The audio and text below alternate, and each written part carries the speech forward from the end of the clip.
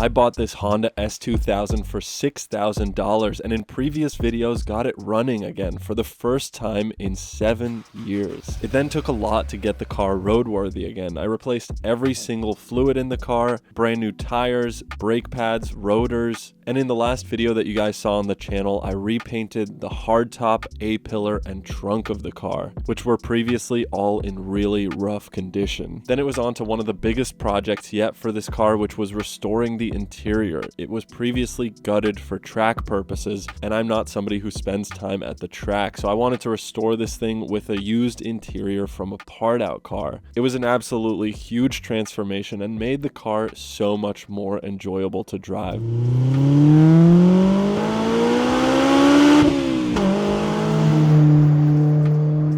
Today is going to be the biggest episode on this car yet. I'm going to build a fully custom exhaust for this car today. We're going to do a full paint correction and ceramic coating so that our old crusty paint matches the fresh paint on the hardtop. And then finally, I'm going to try to finish up the rear of the interior by installing a half cage, which actually turns out to be one of the most challenging projects I've ever done on a car. So sit back and relax because this is a massive episode completely transforming the look and sound of this car. But first, a quick thank you to today's sponsor, which is Squarespace. Squarespace is an incredible all-in-one website building platform that I've been using to host my photography portfolio for over 7 years at this point. Whether you're a photographer like myself or you're running a business, Squarespace has an incredible platform to build a website, sell products, and you can do all of this in a matter of minutes with their incredibly customizable templates. If that sounds like something you're interested in, you can use the code Wheelemverb at checkout or hit the link in my description for 10% off your first purchase of a website or a domain. And now back to the S2000.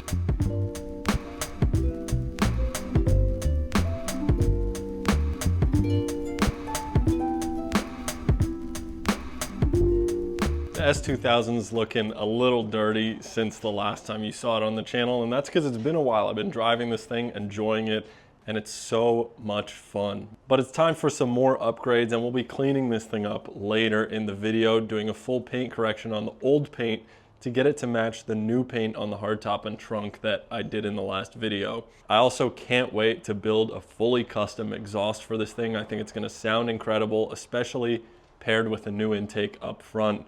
But I'm starting off today with a project I've been wanting to do since the day I picked up this car, and that's a half cage. These things in here are tiny, and if you're 6'3" like myself, I don't think those are gonna be doing much, so a full half cage is gonna be much safer. We've also got new carpets, interior trim. We're gonna do some more maintenance. The belt system needs to be replaced. I've got vibrant parts for a fully custom exhaust system, but let's get started, jack this thing up, and put the half cage in there.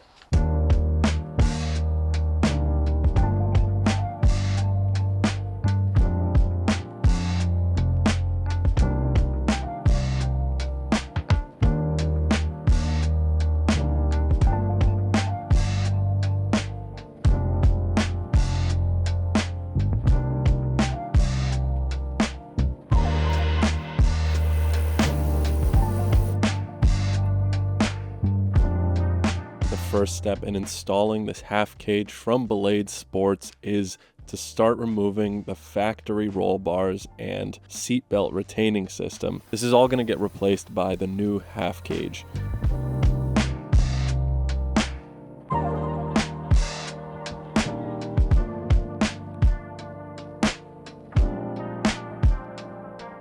After all that is removed, I need to start drilling some holes in the chassis for where the half cage is going to bolt down.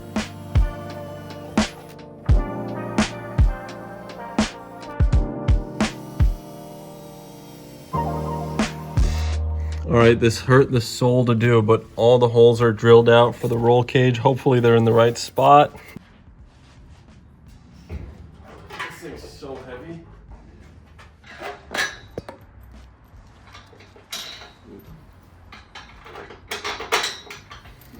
I can't wait to sell this to you for $15K, dude. I can't wait to pay top dollar at $6,500. All right, good news. The holes all line up. That's good. Unfortunately, it wasn't long before I ran into my first issue with mounting up this cage. All right, so here's the problem. There's these supporting brackets that go underneath the cage on the other side of the chassis. That one there's plenty of room for. Unfortunately, this one I just found out that you can only access one bolt, and to get the rest of the supporting bracket in, you gotta cut the chassis right there and then slide that in like that. So I'm gonna cut a little access hole, unfortunately. Not really something I wanna do, but I don't see any other choice to install this. This is gonna suck. Oh, do I wanna do this?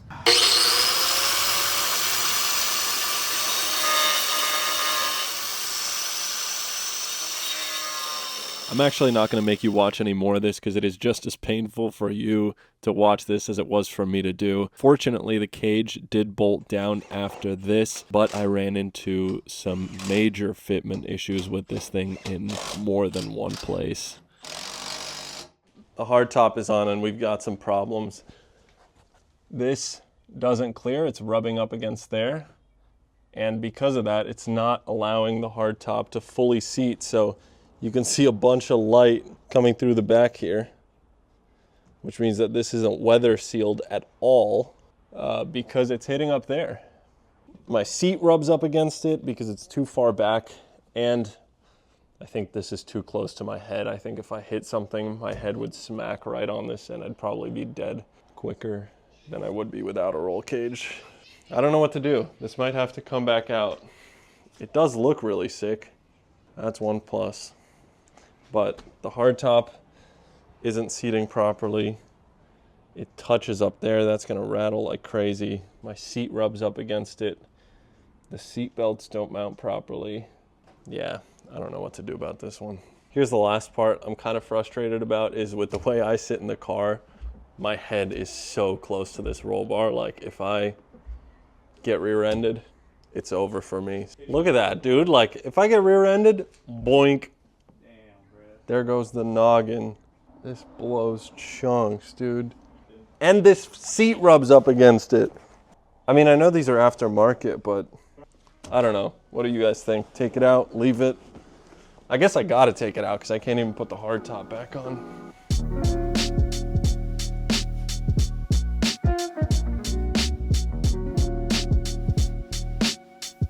I'm not sure what compelled me to do this, but I was not ready to give up on this half cage. I think it just looks so cool that I really wanted it in the back of the car. The first step was to remove the cage again, and I actually over the course of this project got really good at doing this by myself.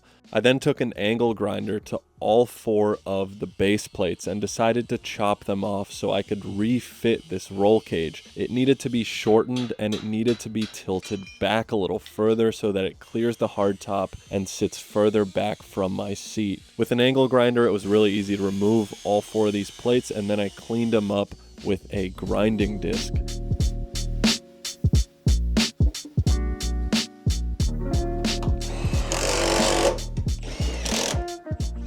I bolted the supporting plates back down onto the chassis and then started chopping at the cage to try and shorten it and tilt it back a little bit. I trimmed probably about just under an inch off the rear posts of the cage and maybe 1/4 of an inch off the front posts, and that created more separation between my seat and the actual roll cage and also lowered it down just enough to clear the hardtop. Here's where we're at with the fitment. You can see that we've gained a whole lot of room here, about an inch from the seat. It sits a little bit lower now because we've removed some material so the hardtop would clear. It lines up well with all the plates that I ground down. I've decided I should see this through to the end.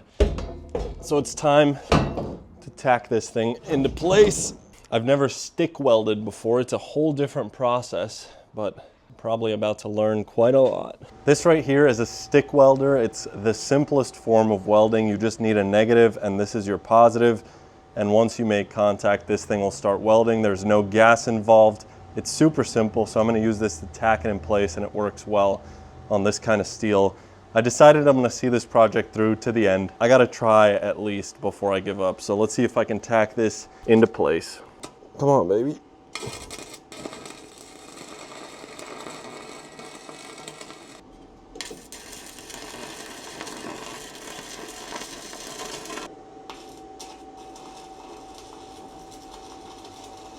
After tacking the cage in place, I removed it from the car and started to fully weld around the posts with the stick welder.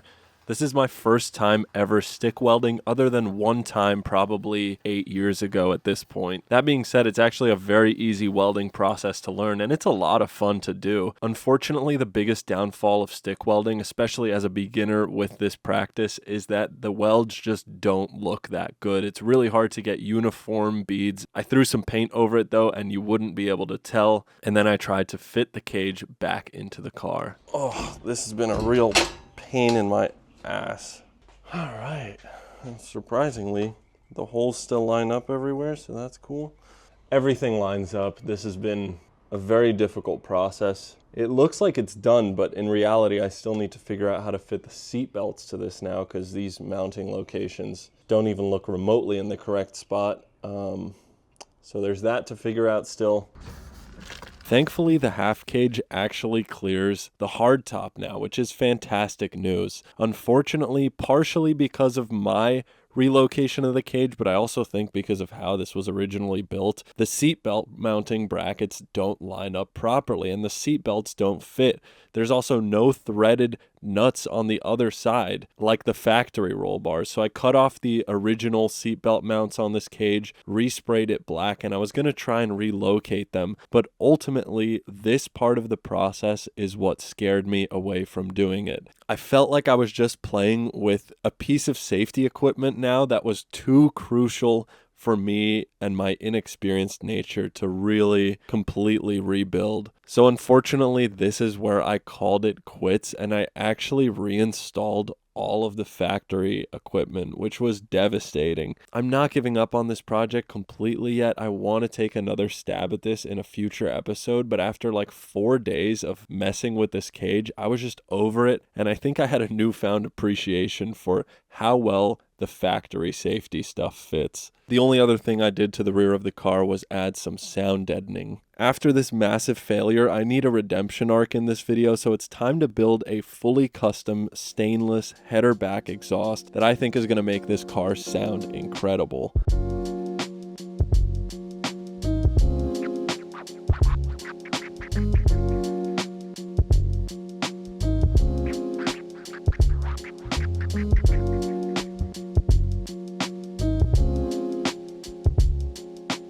I put this quieter exhaust on in the first video. It looks all right. It sounds pretty good, but I think we can do a whole lot better. I want something that's dual exit, a little bit quieter, a little less raspy, a little less droney. And I really want the star of the show here to be the intake, the VTEC, the induction sound. And to do that, I've got a ton of products from Vibrant. We've got some of their universal street mufflers. These are much bigger than their ultra quiet resonator, but I think these should sound incredible. They should cancel out any rasp, any drone. We've got some elbows, some V-bands, a 3-inch to 2.5-inch adapter, an ultra quiet resonator, and this is sort of a more generic bottle style resonator. I'm not sure yet which one we'll use here, maybe both. And I'm kind of cheating. I'm gonna reuse the front section of the exhaust that this car came with for this original flange.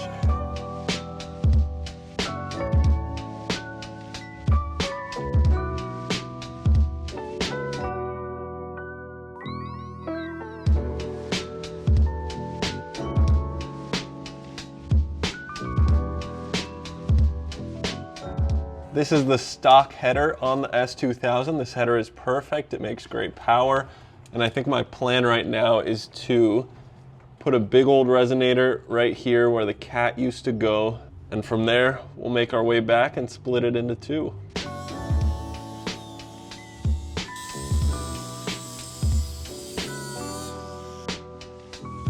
The flange is bolted up to the header here, so now it's time to try and decide the placement of this muffler. And it slides on really nice. It comes quite close to this bar here, but I don't think that'll be an issue. Now we can mark it, and I want to mark it kind of as close as possible all the way around.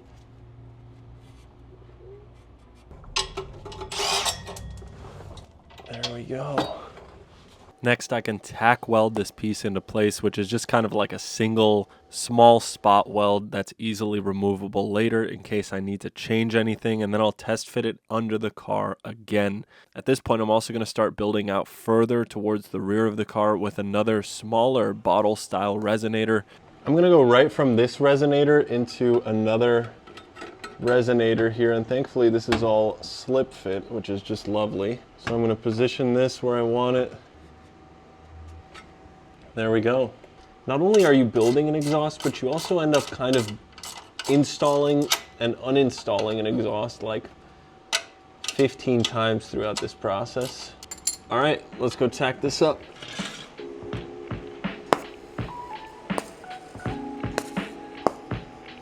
All right, look at that. It's getting somewhere already.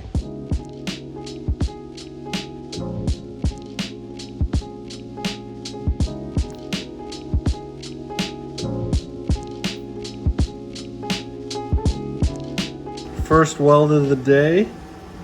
Not looking too bad. I like that. This is a little 3-inch to 2.5-inch adapter. I'm reducing the diameter of the main exhaust pipe from 3-inch to 2.5-inch, mainly because it helps to reduce drone and raspiness in the exhaust note. The bigger the exhaust diameter, the louder a car typically is. And this little 4-cylinder that makes 240 horsepower definitely does not need 3 inches. 2.5-inch of exhaust diameter is plenty of flow for this thing, and it should help tame the drone and the unwanted frequencies in this exhaust. All of our mufflers and resonators are still straight through, so this is going to be a completely unrestricted exhaust that I'm trying to keep as quiet and tame as possible. We have the first section of the exhaust completed. So the stock flange is there, a big resonator, a smaller resonator. These work to cancel out different frequencies, and then a V-band back here, which means that now I can bolt this up into place for hopefully the final time and just work on building this exhaust section back from here. With the first section now in place, it's time for the next challenge, which is building a pipe that has to clear a subframe brace in the rear of the car. This is for stiffening the chassis, and it means that the exhaust has to go up over this brace and then back down under the axle. So this requires some different 45-degree bends that I then weld together. What the? Doesn't fit right at all. Shit.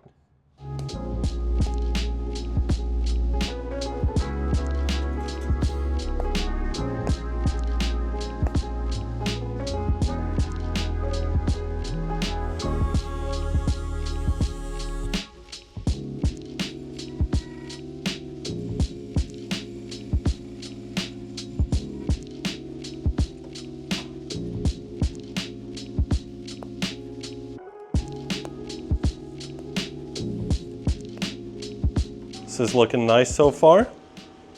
Let's see how it fits.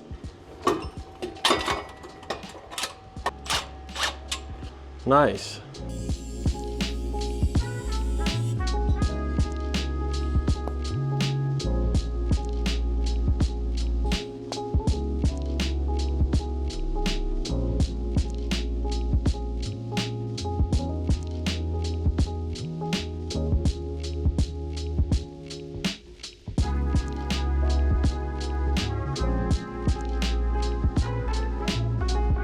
I then cheated a little and attached a prefabricated Y pipe that I chopped off because I wanted this to be a dual exit exhaust. So I started positioning one of the first rear mufflers, and at that point it's really just connecting the two ends, making the muffler side meet up to the mid pipe. And this is a bunch of cutting and fitting and cutting again. I also attached a hanger, but it really is a bunch of trial and error, especially when you're doing this on jack stands. It's much harder to weld, and it's really just like piecing together your own puzzle.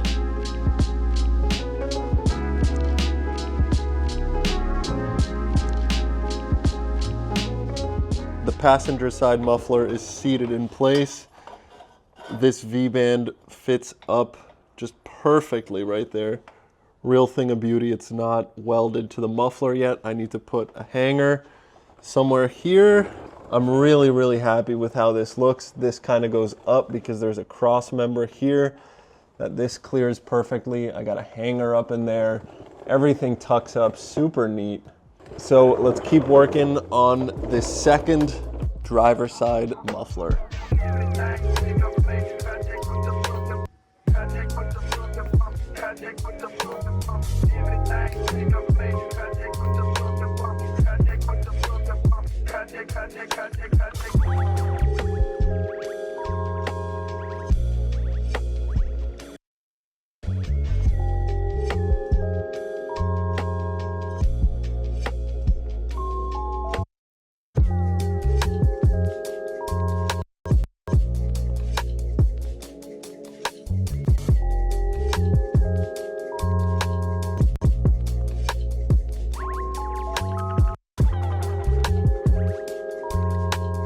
Both mufflers are in place. It looks so good. Everything fit up really nicely. I love the way this thing turned out. This is a really small car, so it was very tight spaces to work around. I got tips coming in the mail tomorrow, but I gotta hear real quick how this thing sounds. I'm hoping for a nice, quiet, smooth, non-raspy tone.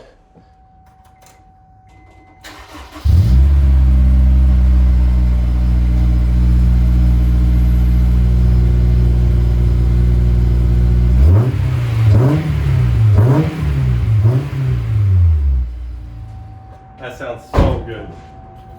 It's time for some exhaust tips. This is the finishing touch on the exhaust. Actually, I still have to weld in an O2 sensor, but that's just in the mid pipe. The rear section is done here, and I quite literally could not be happier with it. Let's freaking go, dude. It looks so good, dude. So good.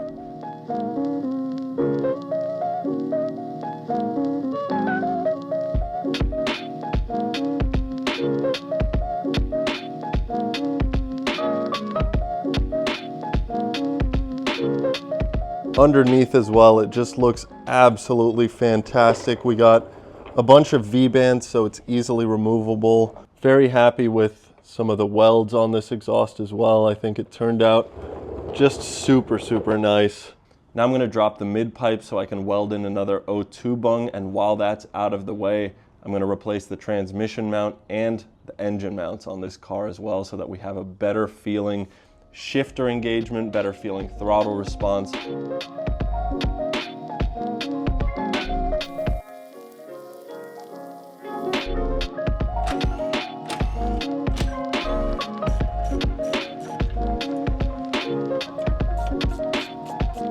The first engine mount is coming out.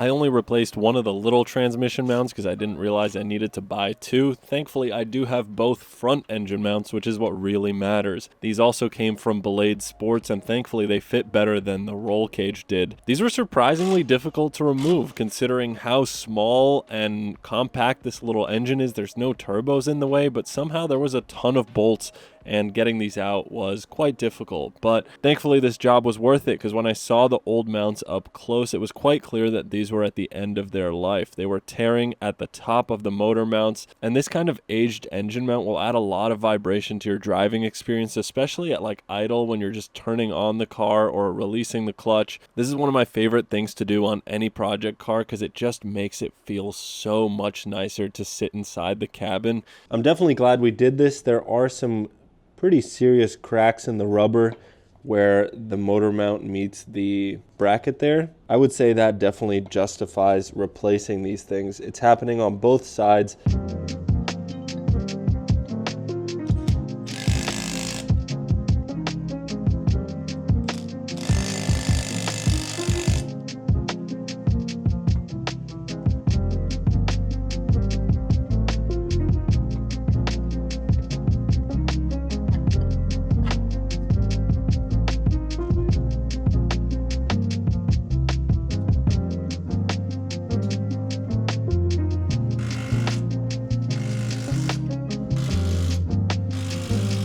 There it is, motor mounts in, and that is another upgrade done. Up next, we're gonna change out the intake to a proper carb legal full intake system that's aftermarket. And I think it's also time to work on these belts, since this is original, it's old, this tensioner looks crusty, and I'm getting some noise from these pulleys up front. So let's change all of this out.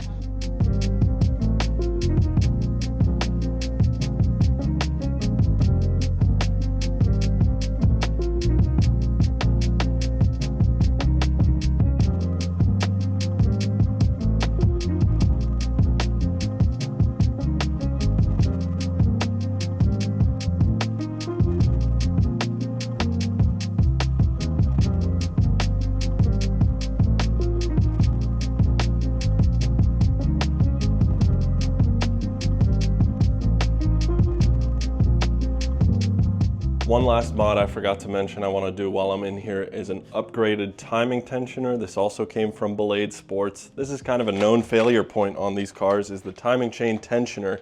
And if that lets go, your engine is cooked. So it looks like the original one is in here. It's kind of leaking as well, which is great because this comes with fresh gaskets.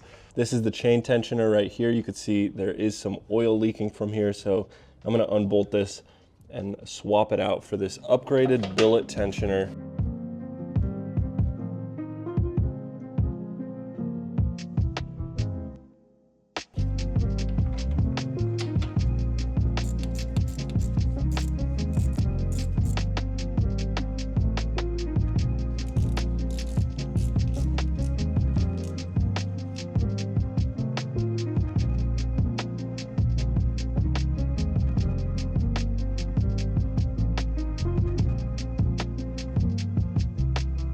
Up front, the timing chain tensioner is done, the new belt and pulleys are in.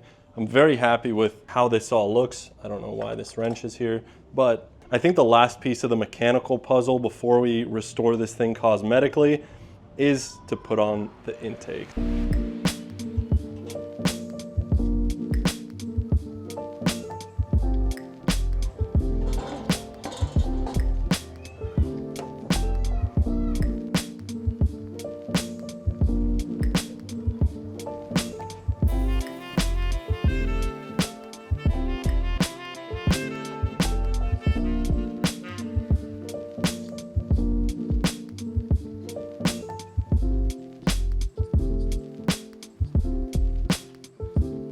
All right, it's time to start this thing up after a lot of work that's been done to it. I gotta make sure that the timing chain tensioner sounds good. I gotta make sure there's no tapping noises from the engine. That would suck. I wanna hear how the exhaust sounds. I wanna hear how the intake sounds. And after we start it up, I think I'm gonna roll it out to the driveway, give it a proper wash, and then come in here, polish it, detail it, ceramic coat it, make this thing look amazing. And then from there, we'll go for a nice long drive because this thing has been completely transformed. So let's give it a start and make sure it doesn't explode.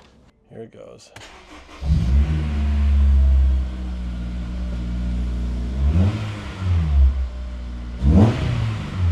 I think it's perfect. Ooh, sounds really, really nice. Everything up here sounds really good. Spinning smoothly, no tapping noises. Ooh, the exhaust, you can hear it has some tone, but it's really not excessive.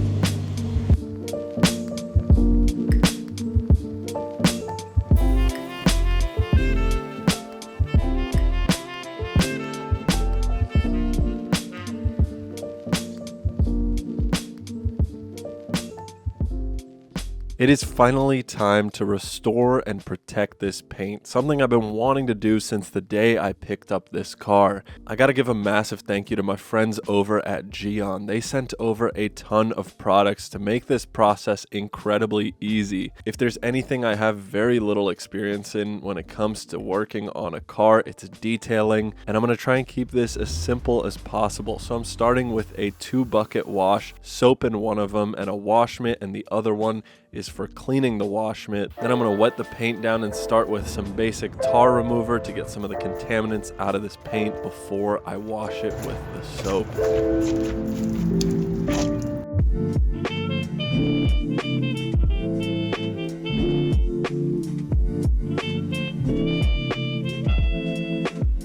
After the car is fully cleaned off, all the contaminants are gone off the paint as far as I can see. I'm going to give it a final rinse down and roll it into the garage to dry it off.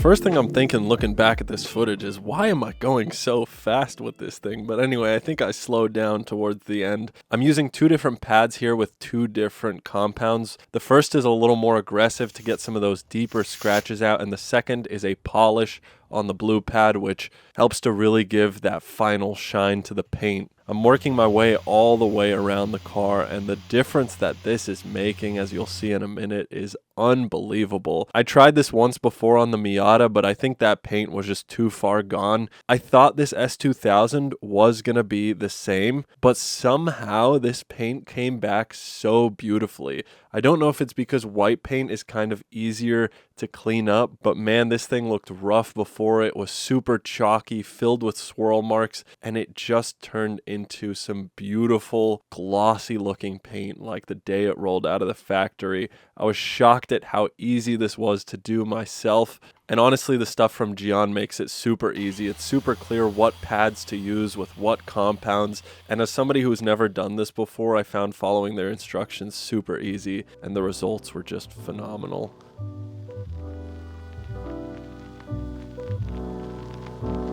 One time, yo.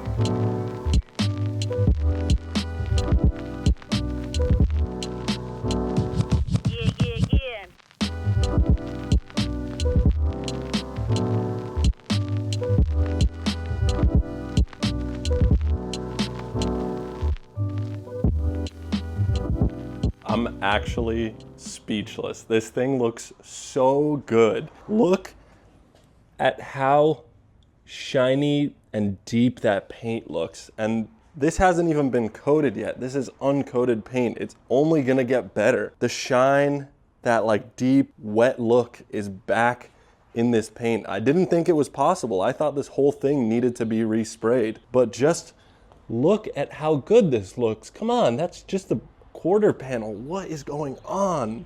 The back of the car, the bumper, this was completely matte, and now it's got a nice gloss to it. This thing turned out better than I could have imagined. There's still a difference between the 2 paint colors, but now at least they shine the same.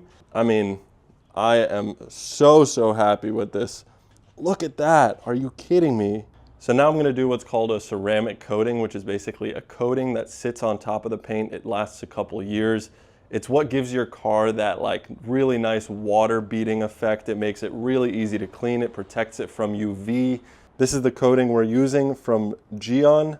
This should last a very long time and give this paint even more of a shine. The last step before ceramic coating is using some glass cleaner. They do make a dedicated prep spray for ceramic coating, but glass cleaner works pretty good too. It's basically to remove any leftover polish, wax, coatings, whatever it is, so that when you put down your ceramic coat, it's on really clean paint. So I'm gonna wipe the whole car down with this. I'm genuinely over the moon with how this looks.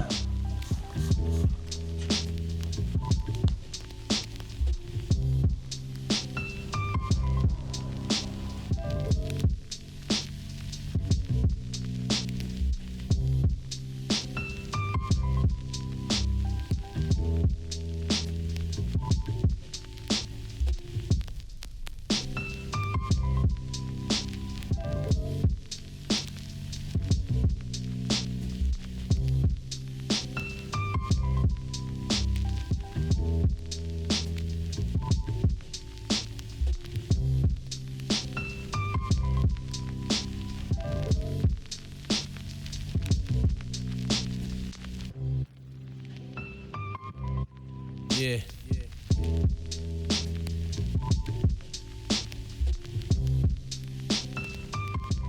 My last challenge for this detailing project was the headlights. They were super faded and they have some Porsche guards red in them from, unfortunately, my Porsche's door. So to fix this, I'm going to sand them down with some 400 grit sandpaper, then some 1000 grit, and then some 2000 grit. Then I'm using the same GYEON compound and polish on the correct pads that I used on the actual paint. And the way that you can see them come back to life is just incredible. The polish makes such a huge difference after a wet sand. And then I'm going to coat them with a sealant specifically for headlights. That's going to keep them looking like this for a very long time. This took about 30 minutes all in, and it makes such a huge difference. Here's what the headlights looked like before and after.